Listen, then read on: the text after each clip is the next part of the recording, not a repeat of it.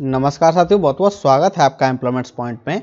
और आज हम बात करने वाले हैं दिल्ली गवर्नमेंट ने जो वैकेंसी निकाली है दिल्ली अधीनस्थ सेवा चयन बोर्ड द्वारा इंजीनियर्स की, जिसके लिए डिग्री और डिप्लोमा वाले दोनों कैंडिडेट अप्लाई कर सकते हैं। असिस्टेंट इंजीनियर की वैकेंसी इसमें आई हुई है 4600 ग्रेड पे में, जिसके लिए सिर्फ डिग्री वाले कैंडिडेट अप्लाई कर सकते हैं। वहीं जूनियर इंजीनियर की जो वैकेंसी है उसके लिए डिग्री और डिप्लोमा वाले दोनों कैंडिडेट अप्लाई कर सकते हैं। फॉर्म स्टार्ट होने की डेट है 30 जनवरी 2019 और लास्ट है 1 मार्च 2019। आज हम आपको इस वैकेंसी की कंप्लीट इन्फॉर्मेशन देने वाले हैं।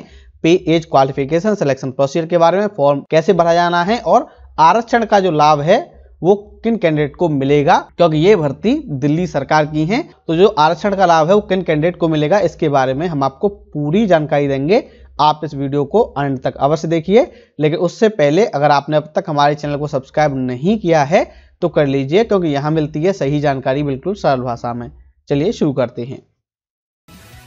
सब्सक्राइब कीजिए एम्प्लॉयमेंट्स पॉइंट चैनल को और पाइए गवर्नमेंट जॉब्स की लेटेस्ट अपडेट्स, और साथ ही बेल आइकन को प्रेस करना न भूलें। तो साथियों, विज्ञप्ति जारी हुई है 24 जनवरी 2019 को। एडवर्टाइजमेंट नंबर है 1/2019। एप्लीकेशन फॉर्म स्टार्ट होने की डेट है 30 जनवरी 2019 और लास्ट डेट है 1 मार्च 2019।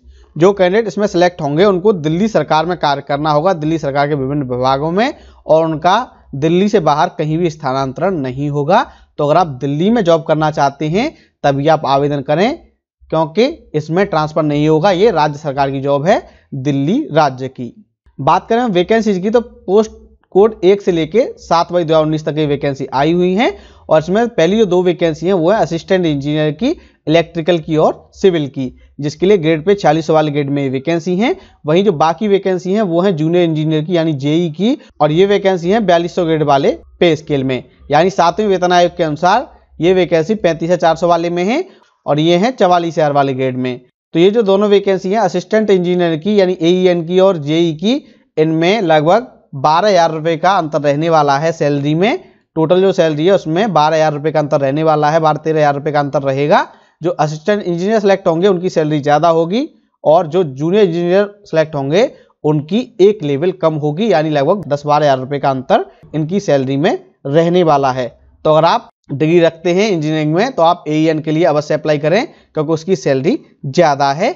जूनियर इंजीनियर की सैलरी है वो 4200 ग्रेड पे वाले ग्रेड में है। अब इस वैकेंसी के बारे में हम विस्तार से बात कर लेते हैं और एक एक पॉइंट हम आपको समझा देते हैं कि क्या क्या है इस वैकेंसी में। सबसे पहले हम बात करने वाले हैं असिस्टेंट इंजीनियर इलेक्ट्रिकल की, जो कि आई है एमसीडी में। एमसीडी में ये वैकेंसी आई है 7 वैकेंसी है। इसमें 5 है सामान्य की, एक ओबीसी की, एक एसटी की है, एससी की कोई वैकेंसी नहीं है, और इनमें भी एक वैकेंसी पीएच की है। इसके लिए आपके पास डिग्री होनी चाहिए इलेक्ट्रिकल इंजीनियरिंग में किसी रिकॉग्नाइज्ड यूनिवर्सिटी से, या इसके कोई इक्विवेलेंट डिग्री आपके पास हो। साथ ही कम से कम 2 साल का अनुभव आपके पास होना चाहिए डिग्री प्राप्त करने के बाद। पे है 9300 से 34,800 प्लस ग्रेड पे 4600 वाले ग्रेड में, और ये प्री रिवाइज है, जल्दी ही रिवाइज होने वाली है 7वें वेतन आयोग के अनुसार। एज है मैक्सिमम 32 साल। दूसरी वैकेंसी है 2/19, इसका नाम है assistant engineer civil in MCD. इसमें वैकेंसी 13 आई है। इसमें सामान्य की 7 वैकेंसी हैं, 3 है ओबीसी की, 2 है एससी की, 1 है एसटी की, और इसमें पीएच 1 लाख की एक वैकेंसी है। डिग्री मांगी गई है सिविल इंजीनियरिंग में, और साथ ही 2 साल का अनुभव आपके पास होना चाहिए डिग्री प्राप्त करने के बाद। पे 4600 ग्रेड पे वाले ग्रेड में है, और ये प्री रिवाइड है जैसा कि हम आपको बता चुके हैं। मैक्सिमम एज है 30 साल। ये तो बात हो गई असिस्टेंट इंजीनियर की। अब हम बात कर लेते हैं जूनियर इंजीनियर की। Post code 3/19 junior engineer civil in MCD, इसकी वैकेंसी आई है 103, जिसमें सामान्य की है 54, ओबीसी की 27, एससी की 15 और एसटी की 7 वैकेंसी है। पीएच की वैकेंसी 4 है, इसमें 1 हैंड की है 2 और एचएच की है 2 वैकेंसी, साथ एक वैकेंसी एक्सेसमेंट की भी है। इसके लिए आपके पास डिग्री हो सिविल इंजीनियरिंग में, और डिग्री आपके पास नहीं है, डिप्लोमा है सिविल इंजीनियरिंग में, और 2 साल का अनुभव आपके पास है डिप्लोमा के बाद, तो आप आवेदन कर सकते हैं। पे 9300 से 34,800 4200 ग्रेड वाले ग्रेड में है। मैक्सिमम एज है 27 साल। चौथी वैकेंसी है 4/19 जूनियर इंजीनियर जेई इलेक्ट्रिकल की एमसीडी में। वैकेंसी 20 आई है, सामान्य की है इसमें 11, ओबीसी की 5 वैकेंसी है, एससी की 3 है, एसटी की 1 वैकेंसी है, और इनमें से एक वैकेंसी पीएच के लिए रिजर्व है 1 हैंड के लिए। डिग्री हो आपके पास इलेक्ट्रिकल इंजीनियरिंग में, या इसके इक्विवेलेंट कोई क्वालिफिकेशन हो, या फिर आपने डिप्लोमा कर रखा है इलेक्ट्रिकल इंजीनियरिंग में और 2 साल का अनुभव आपके पास है कंसर्न ट्रेड में क्वालिफिकेशन के बाद, तो आप आवेदन कर सकते हैं। पे है 4200 ग्रेड वाले ग्रेड में, और मैक्सिमम एज है 27 साल। बात करें हम जूनियर इंजीनियर सिविल एनडीएमसी की, तो इसके लिए वैकेंसी 33 आई है, सामान्य की 4, ओबीसी की 27, एससी की कोई वैकेंसी नहीं है, एसटी की वैकेंसी है 2। इनमें से पीएच की वैकेंसी है 5। इनके लिए योग्यता मांगी गई है कि आपके पास 3 साल का डिप्लोमा होना चाहिए सिविल इंजीनियरिंग में।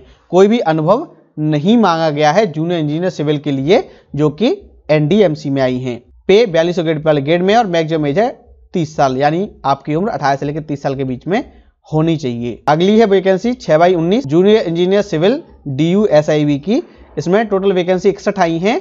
सामान्य की 8 वैकेंसी हैं, ओबीसी की 45 हैं, एससी की 6 हैं और एसटी की 2 वैकेंसी हैं। इसके लिए आपके पास डिप्लोमा हो सिविल इंजीनियरिंग में 2 साल के अनुभव के साथ, या फिर आप सिविल इंजीनियरिंग में स्नातक हो। ग्रेड पे 4200 में ये वैकेंसी है। एज है 18 से लेकर 27 साल। सबसे लास्ट वैकेंसी है 7/19 जूनियर इंजीनियर इलेक्ट्रिकल की DUSIB में। इसके लिए आपके पास डिप्लोमा हो इलेक्ट्रिकल या मैकेनिकल इंजीनियरिंग में 2 साल के अनुभव के साथ, या फिर ग्रेजुएट हो आप इलेक्ट्रिकल या मैकेनिकल इंजीनियरिंग में। वैकेंसी 27 हैं। सामान्य की 12 हैं, ओबीसी की 9 है, एससी की 4 है, एसटी की 2 वैकेंसी हैं। ग्रेड पे 4200 वाले ग्रेड में ये वैकेंसी है और एज है 18 से लेकर 27 साल। अपर एज में रिलैक्सेशन एज पर रूल दिया जाएगा। अब बात कर लेते हैं हम एप्लीकेशन फॉर्म की। एप्लीकेशन फॉर्म ऑनलाइन भरा जाना है, लिंक हमने डिस्क्रिप्शन में दे रखा है, और ये भरा जाएगा 30 जनवरी से। 30 जनवरी से फॉर्म स्टार्ट हो जाएंगे, लेकिन आप रजिस्ट्रेशन उससे पहले कर सकते हैं, रजिस्ट्रेशन की बाध्यता नहीं है। फीस मात्र 100 रुपये है जनरल ओबीसी कैंडिडेट के लिए, और जो कैंडिडेट SC ST के हैं और PH है, साथ ही एक्स-सर्विसमैन हैं, उनको कोई भी फी पे नहीं करनी है। बात करें रिजर्वेशन और रिलैक्सेशन की, तो SC ST OBC PH candidate को दिल्ली सरकार के नियमानुसार रिलैक्सेशन दिया जाएगा। जो SC ST हैं, जो सेंट्रल लिस्ट में आते हैं, केंद्र सरकार की SC ST लिस्ट में आते हैं, वो आवेदन कर सकते हैं SC ST के अंतर्गत। लेकिन जो OBC वाले हैं उनको सिर्फ दिल्ली का निवासी होना अनिवार्य है, जैसा कि हम आपको बता चुके हैं।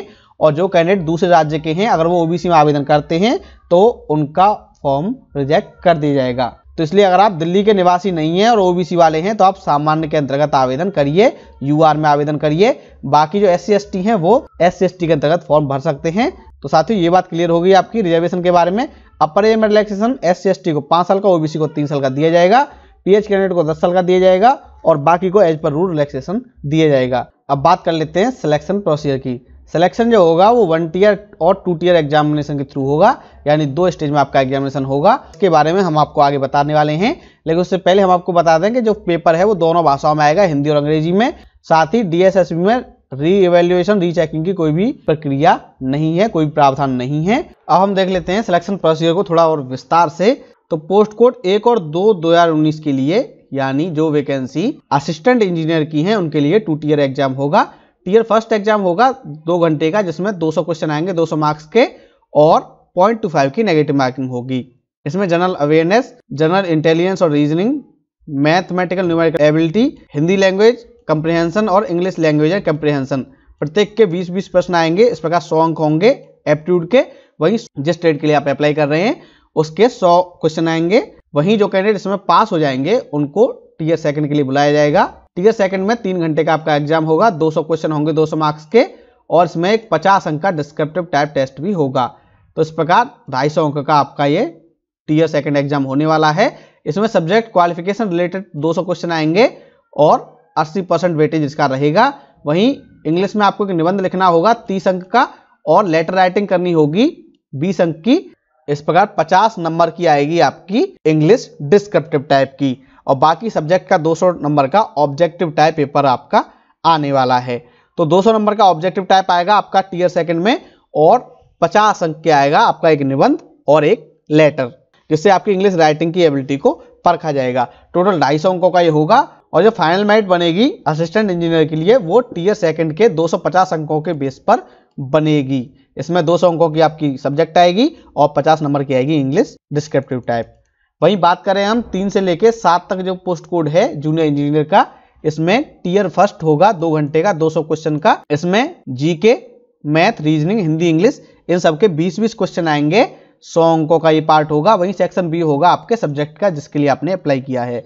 जो कैंडिडेट इसमें पास हो जाएंगे उनको टियर सेकंड के लिए बुलाया जाएगा। टियर सेकंड है वो 200 अंकों का होगा, 2 घंटे का समय मिलेगा आपको। इसमें 150 अंक का होगा ऑब्जेक्टिव टाइप आपका सब्जेक्ट, और 50 अंक की होगी इंग्लिश लैंग्वेज एंड कंप्रिहेंशन, और ये पेपर ऑब्जेक्टिव टाइप होगा, ये डिस्क्रिप्टिव टाइप नहीं होगा।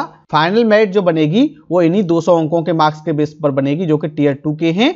टियर फर्स्ट का जो एग्जाम है वो सिर्फ शॉर्ट लिस्टिंग के लिए होगा। तो जूनियर इंजीनियर के लिए पार्ट 1 में आएगी आपकी एप्टीट्यूड 100 अंकों और 100 मार्क्स का होगा आपका सब्जेक्ट। वहीं टीयर सेकंड में 150 अंकों की होगी आपकी सब्जेक्ट और 50 अंक का होगा आपका इंग्लिश लैंग्वेज एंड कंप्रिहेंशन। जहां भी ऑब्जेक्टिव टाइप पेपर है वहां 0.25 की नेगेटिव मार्किंग होगी, टीयर फर्स्ट हो चाहे वो टीयर सेकंड हो। और मिनिमम क्वालिफाइंग मार्क्स जनरल के लिए 40%, ओबीसी दिल्ली वालों के लिए 35%, SC/ST PH के लिए है 30%। और ओबीसी दिल्ली इसलिए लिखा हुआ है कि ओबीसी का जो लाभ है वो दिल्ली के निवासियों को मिलेगा, जो अन्य राज्यों के ओबीसी वाले हैं वो सामान्य फॉर्म भरें। एक्स-सर्विसमैन को 5% का रिलैक्सेशन दिया जाएगा और इनके लिए कट ऑफ होगी 30%।